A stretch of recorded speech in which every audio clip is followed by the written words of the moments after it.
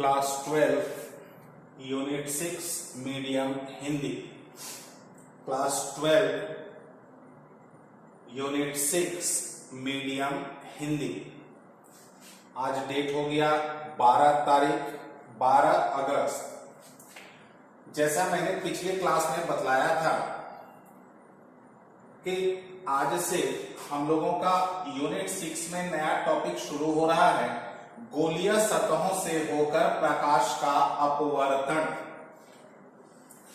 इस टॉपिक को समझने के पहले दो तीन बातों को मैं बतला दूं। जैसा मैंने पिछले क्लास के वीडियो में एक मैसेज भी आप लोगों को दिया था कि आप लोग इंग्लिश मीडियम के कल वाले 11 तारीख वाले वीडियो के लास्ट पोर्शन को देख लें, जिसमें ऑप्टिकल फाइबर यानी प्रकाशीय तंतु को मैंने दोनों भाषा में समझाया था। ठीक है, क्योंकि अधिकांश विद्यार्थी वीडियो का शुरू का 2-4 मिनट देख लेते हैं, तो कुछ विद्यार्थी का मैसेज आया कि सर वो तो इंग्लिश मीडियम में था। आप लोग कम से कम वीडियो पूरा देखें, क्योंकि मेरे पास एक एक विद्यार्थी द्वारा कितना मिनट देखा गया, मेरे पास ये पूरा डाटा आ जाता। ठीक है, कौन कौन से विद्यार्थी ने कितने देर कितने मिनट तक वीडियो को देखा है, इसका पूरा डाटा मेरे पास आ जाता। तो उस हिसाब से कुछ विद्यार्थी ऐसे हैं जो पूरे वीडियो को सीरियसली क्लास की तरह देखते हैं, बाकी लोग अभी भी इसको सीरियसली नहीं देख रहे हैं।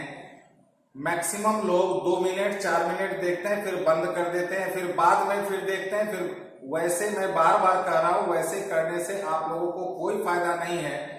मैं तो अपना काम कर रहा हूं। अगर आप लोग अपना काम ईमानदारी पूर्वक नहीं करेंगे तो आप लोगों को फायदा नहीं होगा। ठीक है, एक इंफॉर्मेशन मैं दे दूं आप लोगों को, जो भी विद्यार्थी क्लास 11 में ऑनलाइन जुड़ना चाहते हैं, आप लोगों के संपर्क में जो भी ऐसे विद्यार्थी हैं जो मेरे क्लास को 11 के क्लास को ऑनलाइन जुड़ना चाहते हैं, उनका आप लोग नाम और व्हाट्सएप नंबर मुझे व्हाट्सएप कर देंगे, मैसेज कर देंगे। ठीक है, उनके लिए भी एक अलग ग्रुप कल बनने जा रहा है। ठीक है, तो जो भी ऐसे क्लास 11 के विद्यार्थी होंगे उनको मैं उस ग्रुप में ऐड कर दूंगा, ताकि उनको क्लास 11 का वीडियो भी मिलता रहे। ठीक है, तो आइए हम लोग आज का टॉपिक शुरू करते हैं। एक कमेंट मुझे याद आया कल के वीडियो में। कल मैंने ऑप्टिकल फाइबर के बारे में चर्चा किया था कि पलक झपकते ही इंफॉर्मेशन यानी सिग्नल हजारों किलोमीटर दूर चले जाते हैं प्रकाश की चाल के हिसाब से। उसमें कुछ विद्यार्थी का कमेंट था, टावर का क्या यूज होता है। तो वो विद्यार्थी जिन्होंने भी कमेंट किया था, उन्होंने शायद ध्यान से वीडियो को नहीं देखा। कल मैंने जिक्र किया था, हमारे मोबाइल से सिग्नल जो निकलती है तरंगों के रूप में, वो कैच होता है टावर, और टावर उसको ऑप्टिकल सिग्नल यानी प्रकाशीय संकेत में कन्वर्ट करती है। यही भूमिका है टावर की। ठीक है, तो जो भी विद्यार्थी कमेंट्स किए हुए थे, ये उनके लिए मैं रिपीट कर दे रहा हूं। ठीक है, अब आते हैं गोलीय सतहों से होकर प्रकाश का अपवर्तन। जैसा मैंने बतलाया था कि यहां से 5 मार्क्स का क्वेश्चन जो है यहां से शुरू होता है यूनिट 6 में। और यह जो टॉपिक है गोलीय सतह, आज मैं आप लोगों को विस्तार से समझा रहा हूं। आज के क्लास को मैं प्रत्येक क्लास में आप लोगों को कहता हूं, मेरा काम है कहना, आप लोग पूरा वीडियो देखेंगे। आज के भी वीडियो को अगर आप लोग रोक रोक के देखेंगे, यकीन मानिए समझ में नहीं आएगा। ये जो गोलीय सतह की बात है, हम लोग जरा इसको ऐसे समझें। कोई भी जो सतह होती है, उसकी आकृति अगर निश्चित हो तो आप लोग जरा बताएं वो कैसा होगा, ठोस होगा, द्रव होगा या गैस होगा। स्वाभाविक है वो कैसा होगा, ठोस होगा, क्योंकि द्रव और गैस की सतहों में निश्चित आकृति नहीं होती। तो तो इसका मतलब हुआ कि जब गोलीय सतह की बात यहां पर उठने जा रही है तो इसका मतलब हुआ गोलीय सतह हर हाल में किसका होगा? ठोस प्रकाशीय माध्यम। किसका होगा?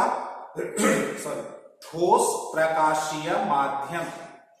ठीक है, तो ठोस प्रकाशीय माध्यम की जो गोलीय सतहें होती हैं वो आमतौर पर आकृति के दृष्टिकोण से दो प्रकार की गोलीय सतहें होती हैं। मैं आप लोग को आज आप लोग कुछ लिखेंगे नहीं, आप लोग बड़े ध्यान से, ठीक है, और अगर डिस्टरबेंस हो हेडफोन लगा करके वीडियो को ध्यान से सुनेंगे और समझेंगे।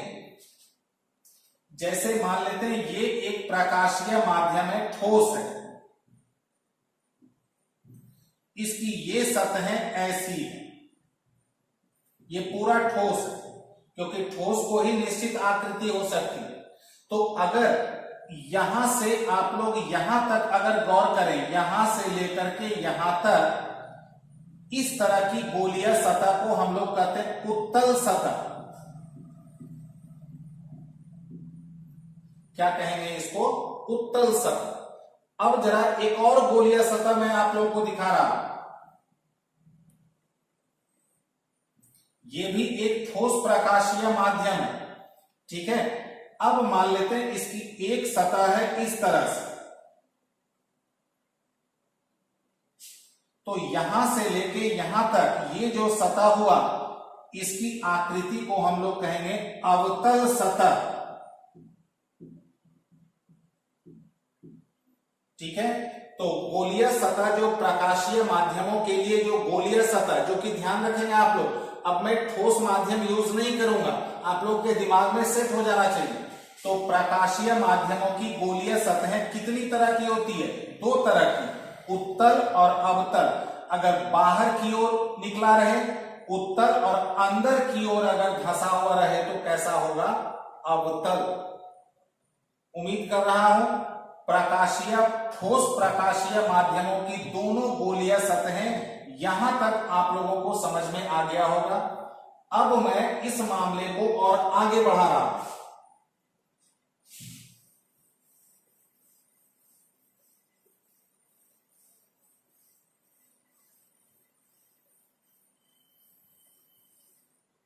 अब आप लोग आगे ध्यान दें।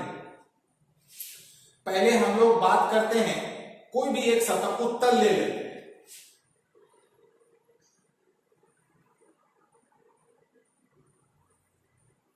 ये पूरा ठोस माध्यम है,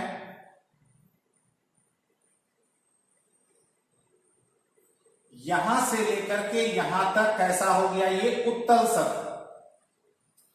चूंकि उत्तल हो या अवतल, कैसा कहलाएगा वो? गोलीय सतह। और आप लोग सब लोगों को पता है हर गोलीय सतहों का एक केंद्र होता है। तो जरा कुछ भौतिकी से रिलेटेड कुछ टर्म आप लोग समझ लें। यहां से लेकर के यहां तक का जो भी केंद्र होगा, ये इसको हम लोग कहेंगे ध्रुव। इंग्लिश में कहते हैं पोल, इसलिए इसको दर्शाएंगे किससे? पी से। और यह जो गोलीय सतह है, इस गोलीय सतह का कहीं ना कहीं क्या होगा? केंद्र होगा। हर गोलीय सतह को कहीं ना कहीं क्या होता है? केंद्र। तो इस गोलीय सतह का जो भी केंद्र होगा उसको हम लोग कहेंगे वक्रता केंद्र। इसको इंग्लिश में कहते हैं सेंटर ऑफ कर्वेचर, इसलिए इसको दर्शाएंगे हम लोग कैपिटल सी से। 2 पॉइंट मैं फिर से रिपीट कर रहा हूं। ये जो गोलीय सतह है ये किस आकृति का हम लोगों ने लिया है? उत्तल। ठीक है, तो जहां से जहां तक गोलीय सतह हुआ उसका जो भी ज्यामितीय केंद्र होगी उसको हम लोग कहेंगे ध्रुव, इंग्लिश में पोल, निरूपित करेंगे पी से। और इस गोलीय सतह का जो भी केंद्र होगा उसको हम लोग कहेंगे, उस गोलीय सतह का क्या कहेंगे? वक्रता केंद्र। इसको इंग्लिश में कहते हैं सेंटर ऑफ कर्वेचर, इसलिए इसको दर्शाएंगे किससे? सी। और आप लोगों को पता है इस दूरी को क्या कहते हैं? त्रिज्या। लेकिन इस जगह पर जो है ये जो दूरी है इसको हम लोग कहते हैं वक्रता त्रिज्या, रेडियस ऑफ कर्वेचर, इसलिए इसको किससे दर्शाएंगे, आर। तो तीन बातें ठोस प्रकाशीय माध्यमों की गोलीय सतह से रिलेटेड, तीन मुख्य बातें। हम लोगों ने यहां पर कौन सा गोलीय सतह लिया है, उत्तल। पहली बात, जितना दूर गोलीय सतह है उसके ज्यामितीय केंद्र को कहेंगे ध्रुव। पूरे गोलीय सतह का जो भी केंद्र होगा उसको कहेंगे वक्रता केंद्र, सी से दर्शाएंगे। और ध्रुव से वक्रता केंद्र के बीच की ये जो दूरी है, इस दूरी को कहेंगे वक्रता त्रिज्या आर। बात समझ में आया, ठीक है। अब आप लोग कहेंगे कि ठीक है ये तो उत्तल सतह के लिए हो गया, अब हम लोग समझते हैं अवतल सतह। जरा ध्यान दें इस बोर्ड पर,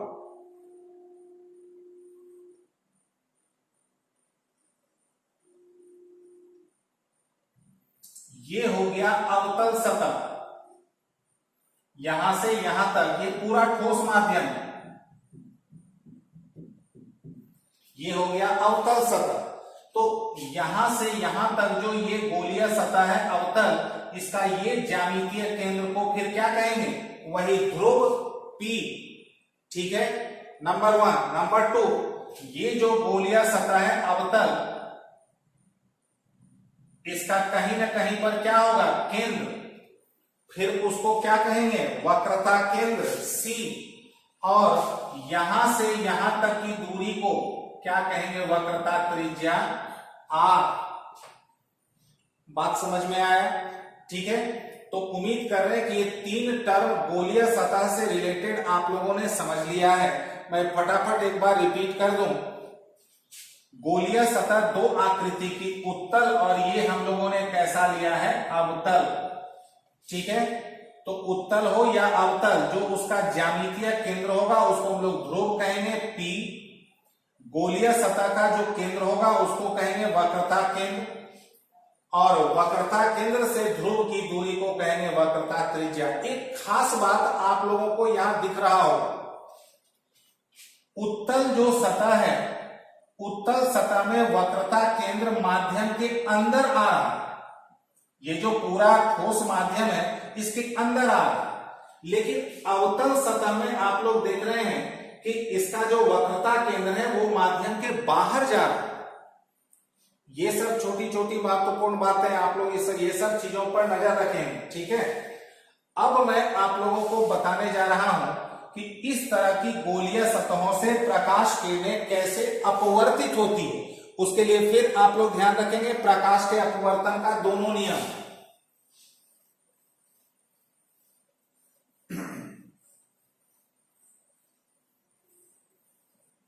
अब मैं आप लोगों को बताने जा रहा हूं कि किसी भी गोलीय सतह, चाहे वो उत्तल हो या अवतल, उससे प्रकाश किरणें कैसे एक माध्यम से दूसरे माध्यम में, यानी गोलीय सतह से होकर कैसे अपवर्तित, यानी कैसे प्रवेश करती है। ध्यान देंगे आप। सबसे पहले हम लोग बात करते हैं उत्तल सतह की। उत्तल हो या अवतल, एक बहुत महत्वपूर्ण बात मैं आप लोगों को बतला दूं।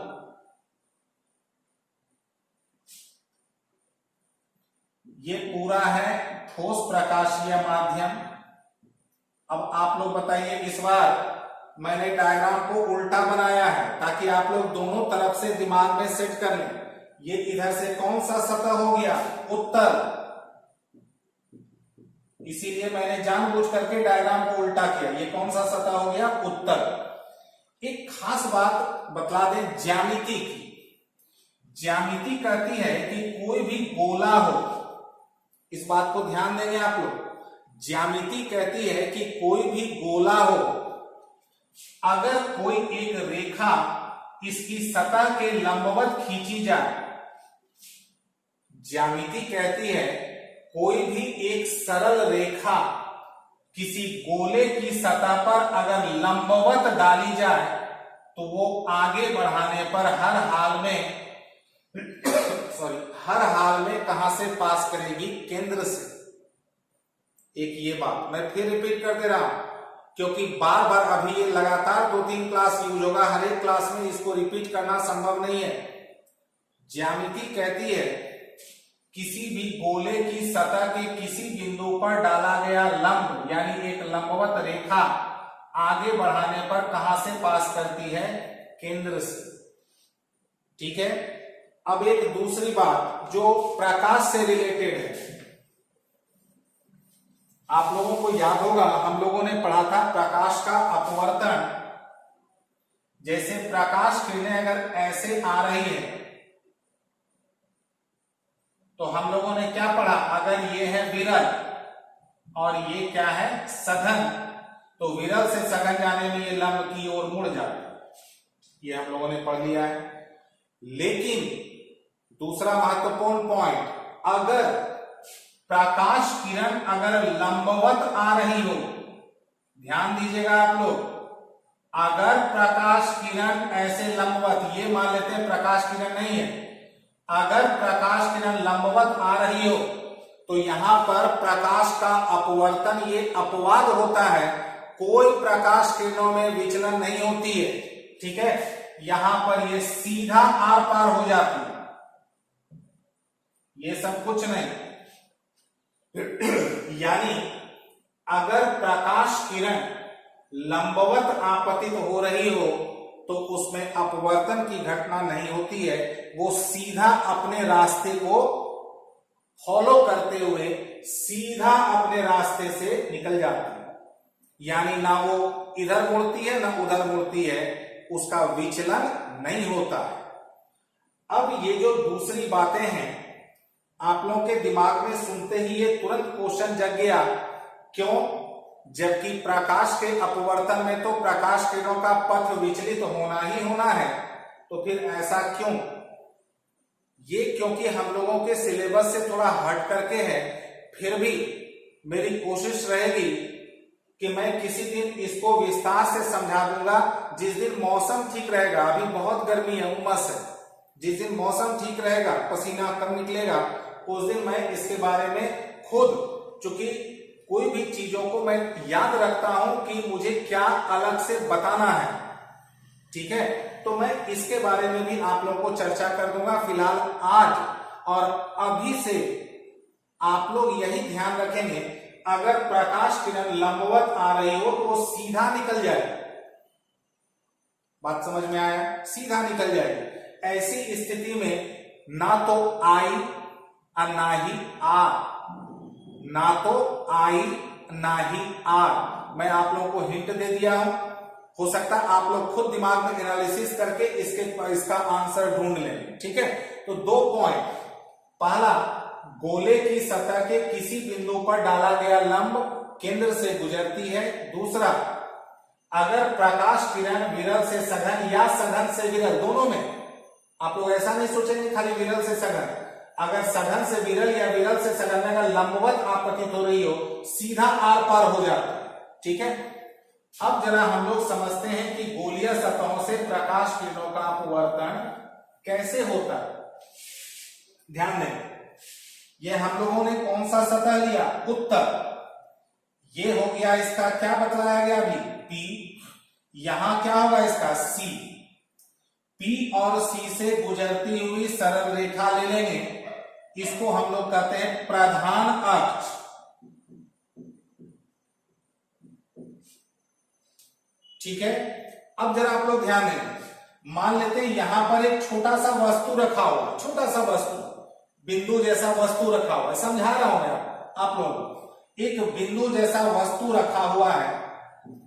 अगर हम लोग, ध्यान दीजिएगा आप लोग, इसी पर अगला 2-3 क्लास पूरा निर्भर, इस वस्तु से एक प्रकाश किरण अगर ऐसे चला, किधर? प्रधान अक्ष की तरफ चला। अब जरा देखिए आप लोग, ये रेखा कहां से गुजर रही है? केंद्र से। इसका मतलब ये रेखा इस बिंदु पर क्या है? लंबवत है। अभी वही मैंने 2 पॉइंट समझाया था कि चूंकि यह रेखा कहां से गुजर रही है? केंद्र से। इसका मतलब यह रेखा इस बिंदु पर क्या है? लंबवत है। तो अगर इधर एक प्रकाश किरण चलती है, बिना इधर उधर मुड़े वो सीधा निकल जाए। ठीक है, और प्रतिबिंब बनाने के लिए हम लोगों को सबको पता है कि प्रतिबिंब बनाने के लिए कम से कम 2 प्रकाश किरण हम लोग लेते हैं, ठीक है। तो अगर एक प्रकाश किरण प्रधान अक्ष की ओर लेते हैं ऐसे, तो सीधा आर पार हो जाएगी। मैं फिर से इसको रिपीट कर रहा हूं क्योंकि ये सब कंफ्यूजन दे देता है दिमाग को, क्योंकि यह रेखा कहां से गुजर रही है, केंद्र से। इसका मतलब यह रेखा इस बिंदु पर क्या है, लंबवत। तो अगर एक प्रकाश किरण इधर चलती है तो ये हो गया लंबवत, ये सीधा आर पार हो जाएगा। बात समझ में आया। अगर हम लोग यहां से एक दूसरा प्रकाश किरण मान लें यहां पर आपतित करा देंगे इस जगह, तो आप लोग को पता है जिस बिंदु पर आपतित होती है वहां हम लोग क्या डालते हैं, लंब। तो इस बिंदु पर जब लंब डालेंगे, वो लंब हर हाल में कहां से पास करना चाहिए, केंद्र से। ये देखिए, क्योंकि लंब काल्पनिक होता है, इसको हम लोग डॉट डॉट लाइन से दर्शा देते हैं। तो इस बिंदु पर जब भी लंब डालेंगे हर हाल में कहां से पास करना चाहिए, वो केंद्र से। अब अगर इधर का माध्यम क्या है, विरल, ये तो खैर सघन होगा ही क्योंकि ठोस माध्यम है। तो अब प्रकाश किरणें विरल से किसमें जा रही है, सघन में।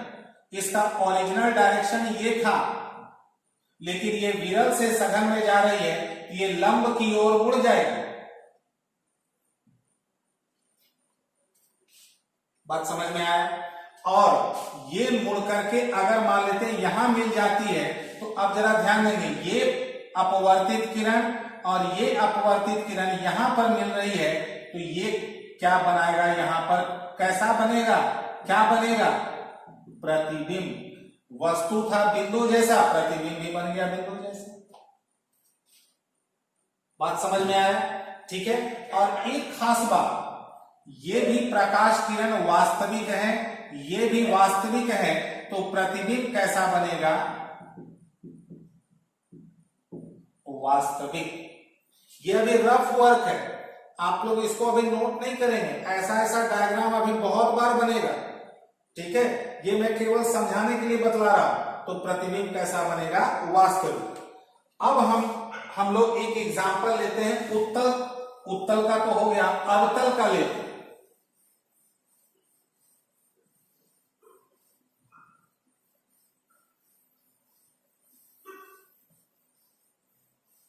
अवतल,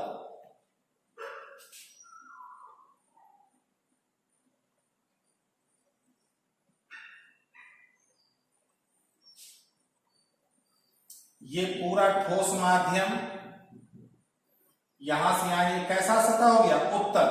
ये हो गया इसका P, इसका C तो अभी बतलाया गया बाहर होगा। ये हो गया इसका प्रधान अक्ष। मान लेते हैं यहां पर एक वस्तु रखा हुआ है छोटा जैसा। अगर हम लोग प्रधान अक्ष की ओर अगर एक प्रकाश किरण लेते हैं, तो अभी हम लोग क्या समझ रहे थे, ये तो सीधा आर पार हो जाएगी। प्रधान अक्ष की ओर जहां भी, आप लोग इसको ऐसे भी याद रखें, प्रधान अक्ष की ओर जो प्रकाश किरण होती है उसका विचलन नहीं होता। अब अगर एक प्रकाश किरण अगर मान लेते हैं यहां लेते हैं इस जगह, तो यहां पर हम लोगों को क्या डालना होगा, लंब। ये लंब हर हाल में कहां से पास करेगी, केंद्र से। ये देखिए यहां केंद्र है। अब ये इधर कौन सा माध्यम, विरल, और ये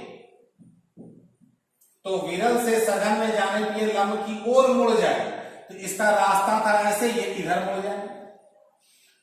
तो स्वाभाविक है ये और ये कभी नहीं मिलेगी। तो इस कंडीशन में जब 2 प्रकाश किरणें अपवर्तन के बाद नहीं मिले, तो कैसा प्रतिबिंब बनेगा। क्योंकि हम लोगों ने पहले ही पढ़ा हुआ है, प्रतिबिंब 2 प्रकार का होता है, एक होता है वास्तविक और दूसरा होता है काल्पनिक, ठीक है।